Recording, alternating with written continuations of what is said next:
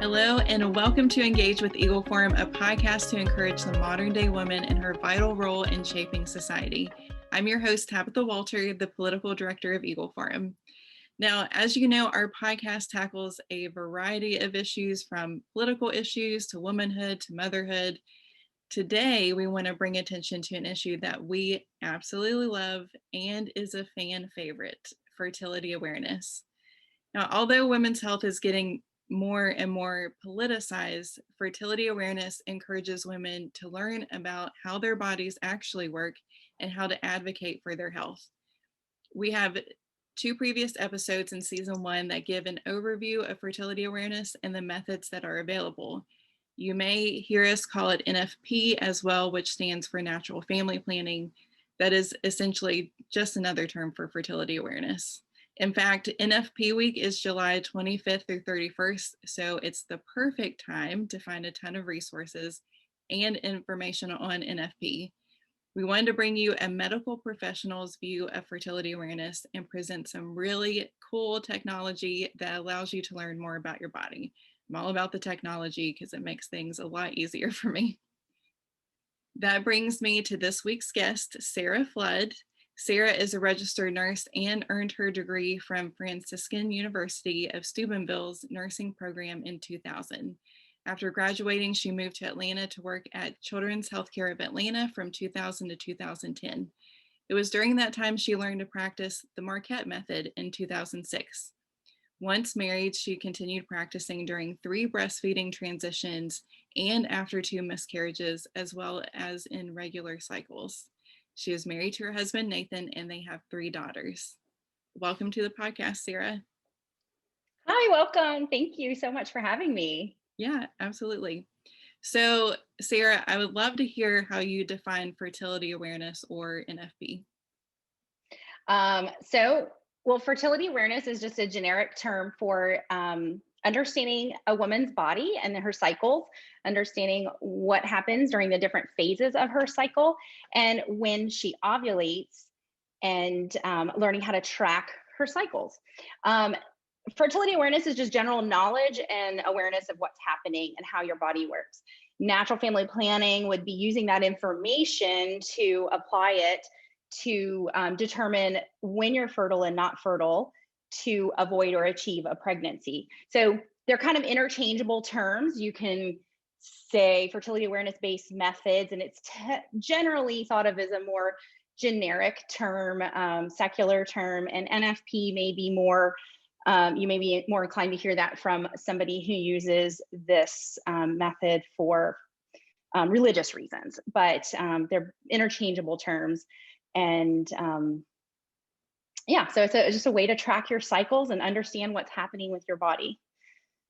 All right. So along those same lines, what is the age range of someone who would learn this method?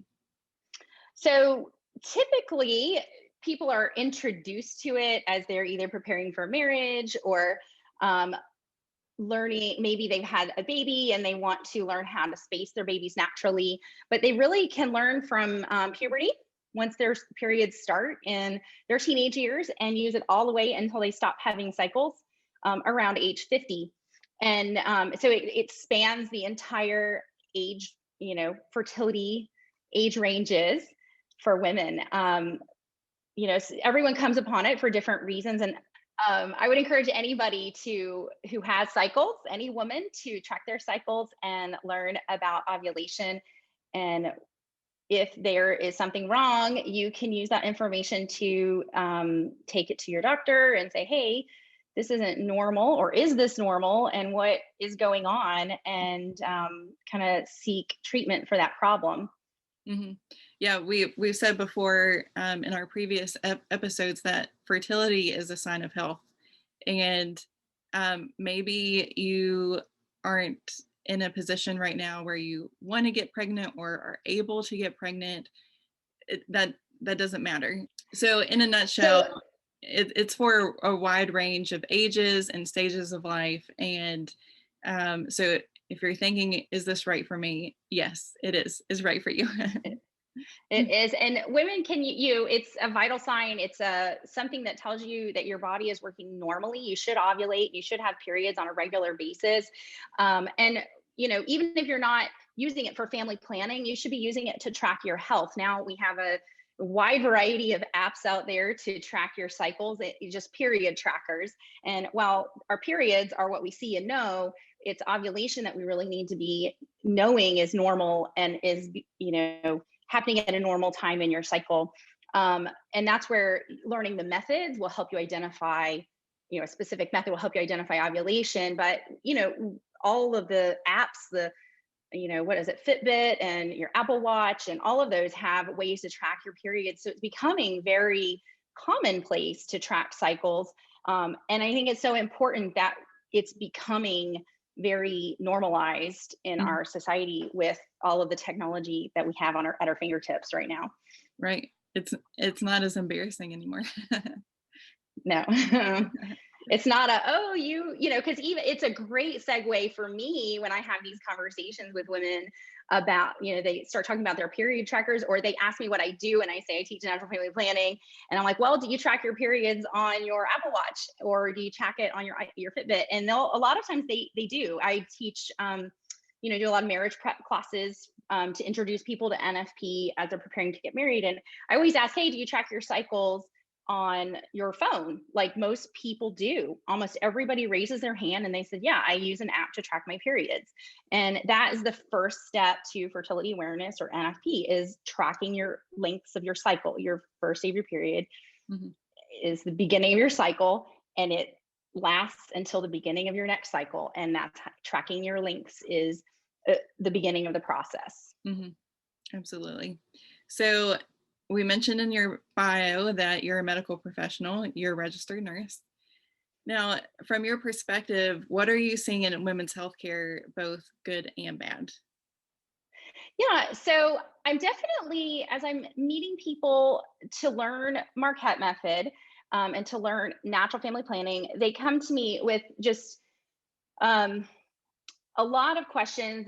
Some people have never done it before, and they're so fascinated by how their bodies work. And then they can go to their doctor, and they're can be advocates for their own health. Some people have health problems, and they're like, nothing's working. I need something else. And they feel very skeptical of this, but just nothing else has been working to figure it out. And they'll come and they'll learn how to track their cycles, and they might find that their cycles aren't all that irregular after all. And I'll have people say, oh, I have super irregular cycles. And then we track it for 3 months and it's totally normal. Maybe, a little irregular, but not majorly irregular. And women are just becoming empowered and knowledgeable about their bodies.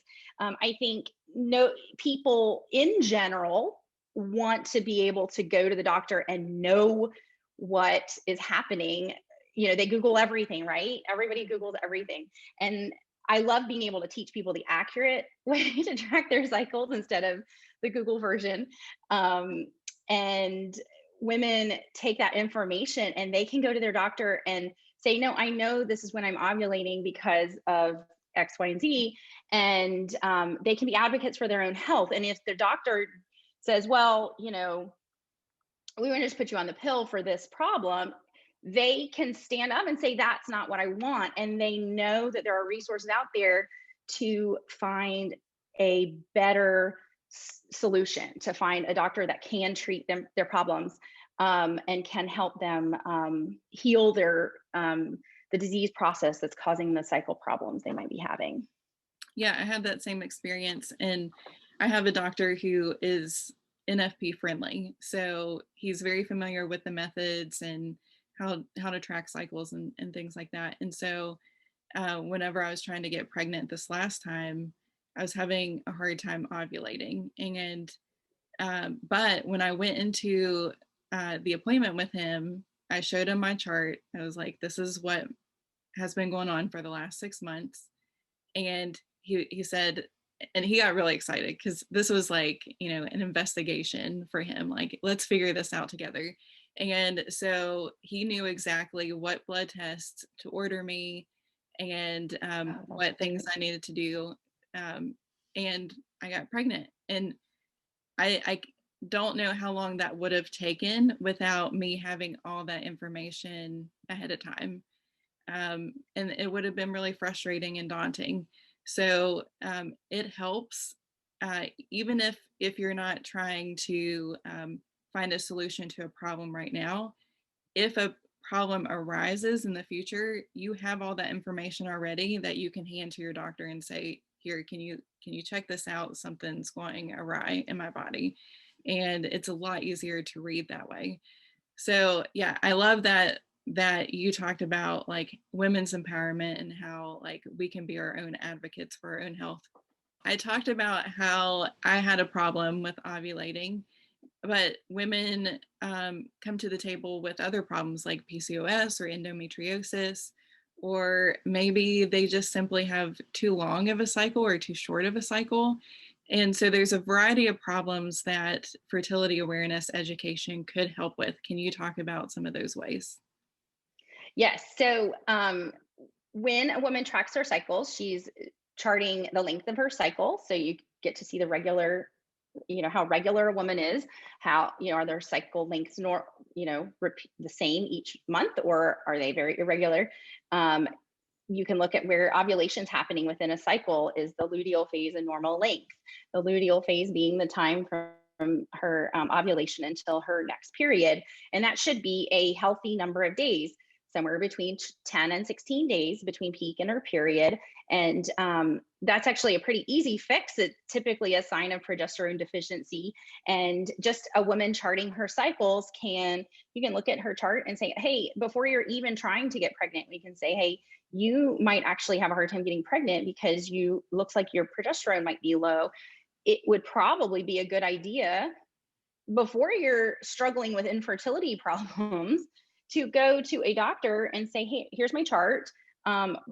Is this something to be concerned about? And they can just very easily order blood work to check those progesterone levels, check them at the right time in your cycle. It's so important to get progesterone testing done at the right time in her cycle. You don't want to just pick a day and just do it randomly, because your progesterone is going to be low before you ovulate, should be high after you ovulate.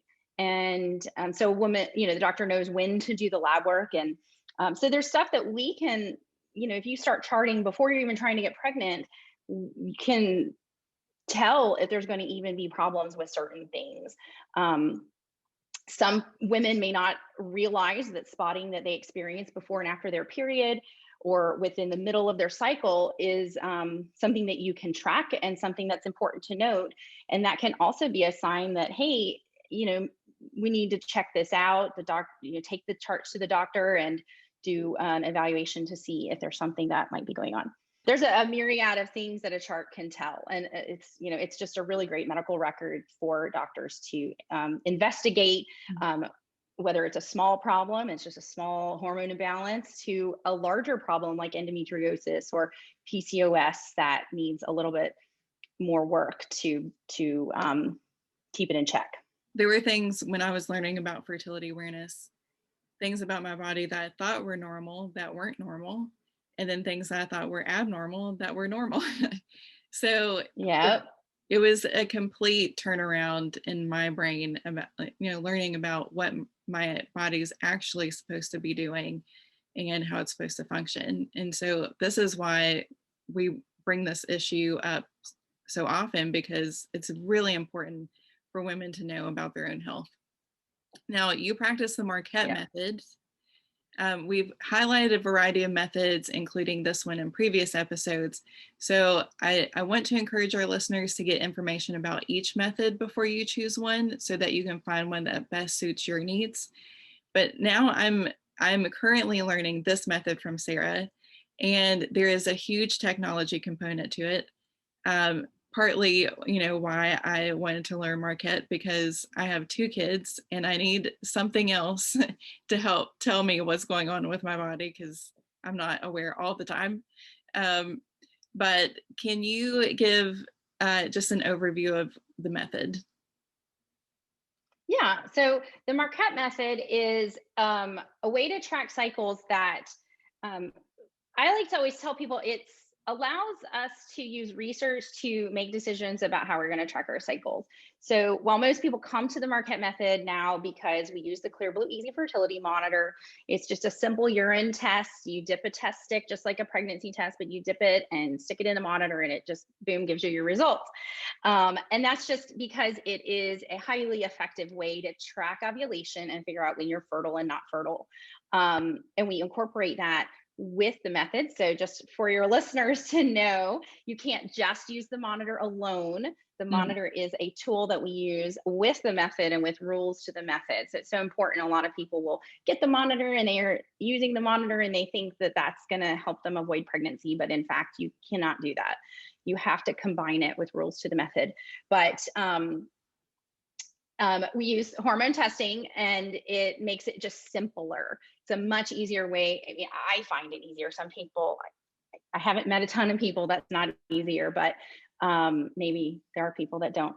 But you do urine test and it just gives you your low, higher, peak results. And then you know kind of your fertility status throughout your cycle and you know when you've ovulated.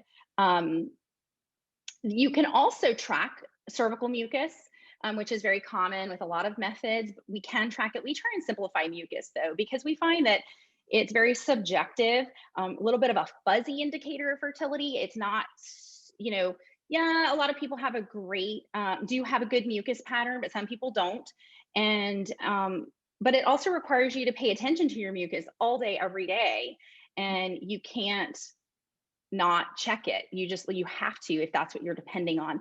And so when you're busy with little babies and busy life and you have a lot going on or you get distracted easily, it's something that can become a burden for a lot of people. So we really try to simplify it.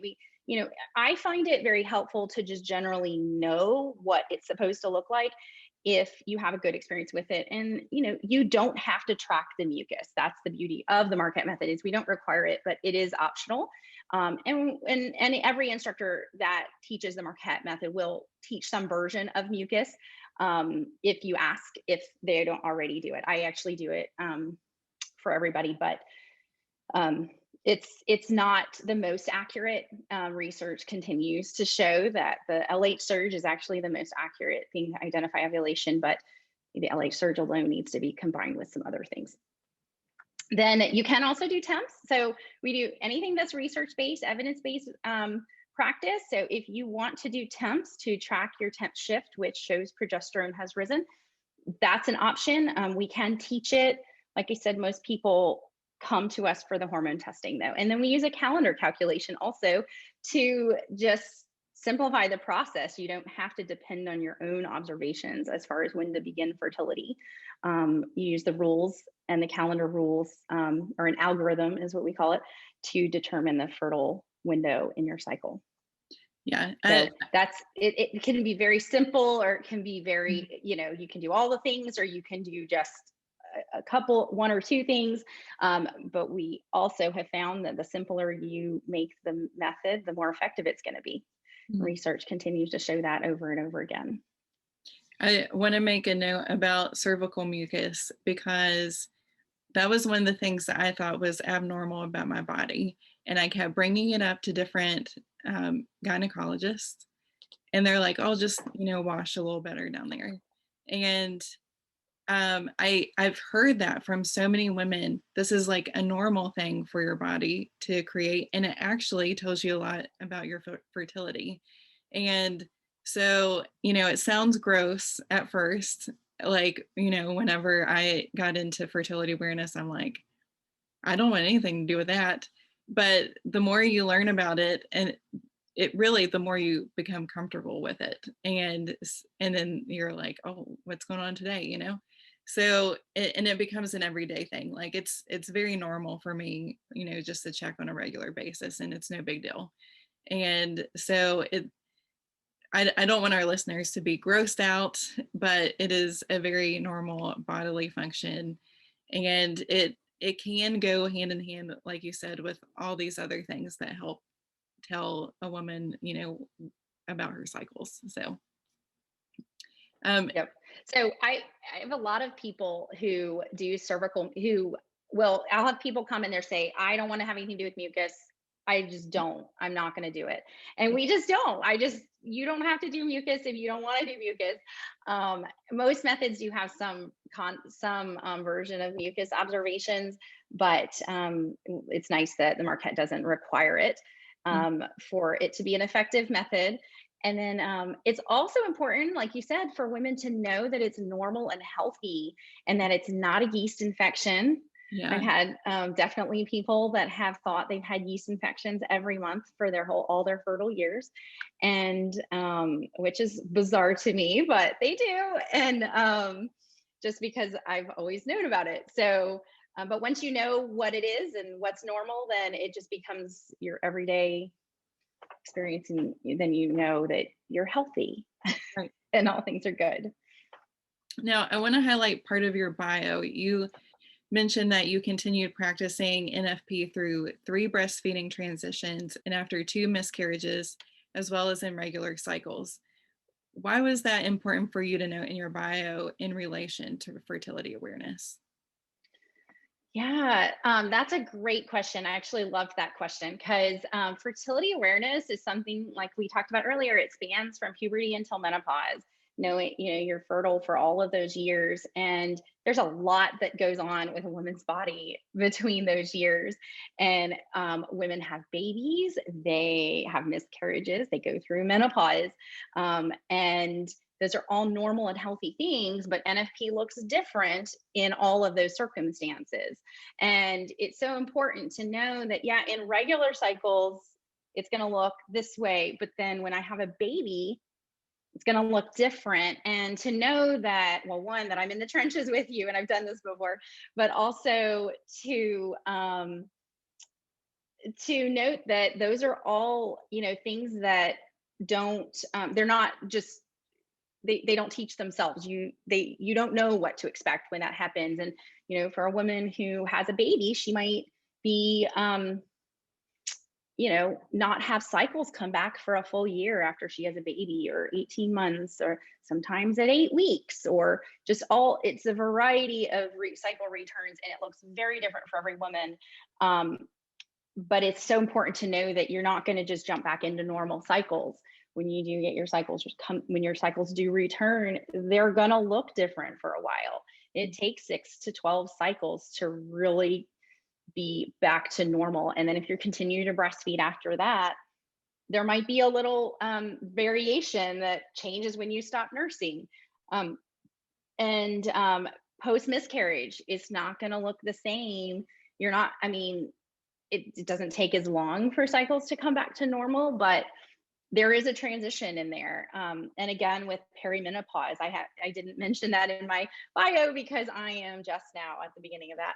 But that also is going to look different. And those are all times that you would want to check in with an NFP instructor to talk about your personal situation, specific personal situation in regards to tracking your cycles, because it's not going to be, you're not going to be able to Google that, So you need somebody who understands all the different curveballs that you're going to get thrown during that time of transition. Right. Our body changes all the time for different reasons. And so, sometimes when I've charted, I felt like, oh, I've gotten things down pat, but then I've gotten pregnant, or, I've had other health issues, and I'm like, this is another challenge to figure out. Yep. The health issues are a big one, but also just the normal transitions from, normal life experiences. The transitions are different. And also just being able to use the method in regular cycles for many, many years. My youngest is 7 years old. So, I like to say that because I've been using NFP for 15 years and it works. I love that experience of having it work. And I think people need to know that it works and that it's not just voodoo medicine. Right. Yeah. Right. Absolutely. Yeah. Whenever I explain this, sometimes I feel like I'm not like a hippie, trying to sell you like some potion or whatever, I'm like, this is scientific. So we'll get there eventually where I feel like it will be more commonplace, but It's That's why getting there. we do podcasts like these, so we can just push it Yeah. out there even more. Yeah, people are becoming more aware. And another like thing that I always talk about at the marriage prep workshops is I'll ask people if they've ever had friends that have been trying to get pregnant. Maybe they've talked about taking their temperature every day. And sometimes people do, they'll hear about that because that's a lot of people's first experience with fertility awareness is trying to get pregnant, taking your temperature every day, because that's what the Google tells you to do, right? And so the doctor doesn't tell you to do that, but the Google does. Right. So, but you'll take, so people will have friends that take their temperatures. They, maybe they've struggled with trying to understand. They don't get pregnant as quickly as they can, as they want. And then now we're getting these things on the market with, LH tests, ovulation predictor kits, helping people get pregnant. And they're all over the drugstore shelves now. And so, it's coming. People are becoming aware of the ability to know our bodies. And a lot of people don't know, oh, you can get an instructor and they can tell you all sorts of different things about your cycles. But, that's why like you said, the podcasts are definitely helping. Yeah. So let's talk about fertility awareness of the future. You mentioned that there is even more advanced technology coming down the pike. It reminds me a lot of like the progression of GPS, like just in my lifetime. We started out with maps and atlases. Like me and my brother would sit in the car on long trips and like try to figure out where we were. And then the internet became a thing. People began printing out directions, and now we have MapQuest. Yeah, right.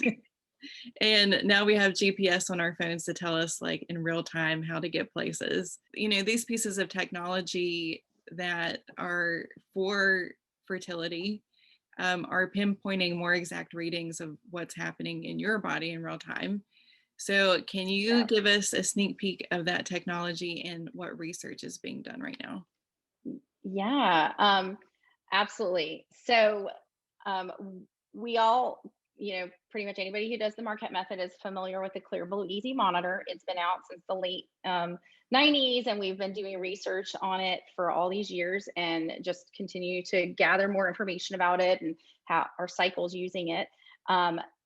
We are now able to, I think this came out first. We had these little pre-mom LH tests. Well, there's been LH tests on the market for a long, long, long time. Just simple urine tests that tell you if your LH level is high or low, which is the luteinizing hormone that tells you you're about to ovulate.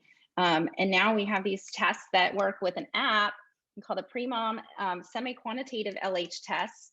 And you read it with an app on your phone, and it tells you your level of your LH, which is really cool. It's like our next, the next thing. And then that one came out a year or two ago, and we have done some research on it, and it is a fantastic product. Again, it's still just LH, but there's a new product that we've just begun research on. We're going to have some results from the research studies that were done this winter on the Mira monitor, which I'm sure that's the one you were waiting for. So this is, but I always like to bring up what, all the other ones that are out there. So we have the Mira monitor. It looks like, I guess, Wall-E from the, I think we've had a few people mention that. But what it does is it tells you your quantitative hormone levels. And it started out with just testing LH, just like these pre-mom tests do. But it would, put it on a little, I don't know if that's even visible, but it puts it on a little screen, and it'll tell you, what your LH level is and the number that it is, and it reads it onto an app on your phone. But in the last, I guess, 6 to 8 months ago, they came out with tests that combine LH and estrogen, which is important because you have to have high estrogen to kick the egg out at ovulation and for the LH to do its job. So the Clear Blue Easy monitor does LH and estrogen combined, and that's a super important combination because if you don't have high estrogen, the LH surge isn't really going to kick an egg out, as I like to say. And so this one actually now is detecting estrogen, E, and LH. And it will track it throughout your cycle. And when both levels are high, you know you've ovulated or you're about to ovulate. And the little device itself will put it on a graph, and you'll see, you know, the estrogen's high, the LH is high, and it's correlating, should be correlating with the peak on the monitor, the Clear Blue Easy monitor. So we've done a research study to compare that, and we're going to get our results hopefully pretty soon at our conference coming up in August. And then published results will come out eventually. And then this fall, they just announced they're going to have progesterone testing to give a quantitative number for progesterone, which the progesterone rises after ovulation. So that is going to be a game changer, to have a little guy here that not only tests estrogen and LH, but also the progesterone, because everybody wants that progesterone level after, to know that you have ovulated, not just, especially postpartum. There's some tricky cycles that go down postpartum. So it's really nice to have that progesterone information. And then there's another product on the market called UVA. And I believe that is going to be initiating some research. We're going to be doing some studies comparing the UVA monitor to the Clear Blue Easy. And the UVA monitor it really works with an app. I have the components of it right here. It's just this little stand that holds the handle, and then you dip, and it's weird, and you have a stick, which these are extremely expensive. So I saved it, but you stick it in and you do the little urine test. And what's interesting about it is it uses this QR code, and then it reads the lines that show up in the little box. And it'll tell you the LH and the progesterone level. And it's a percentage of what it gives a percentage read. So I'm hoping that as this product evolves, so here's how it looks kind of on the little thing. So it's, I don't know, kind of odd, but then, you know, you use your phone and you use that little app and you read the little QR code in the box, and it just tells you what to do. And it'll give you a reading of progesterone and LH. Hopefully they'll be adding estrogen to their wands eventually. And it will give, you know, it'll tell you that you're ovulating, like that you have ovulated. So it kind of is right now just doing the two LH and progesterone hormones. So yeah, so they're coming, that's coming down the track, and we'll be doing some research on that eventually. I have not heard when that will happen, but anyway, so that's kind of what's out there. That's awesome.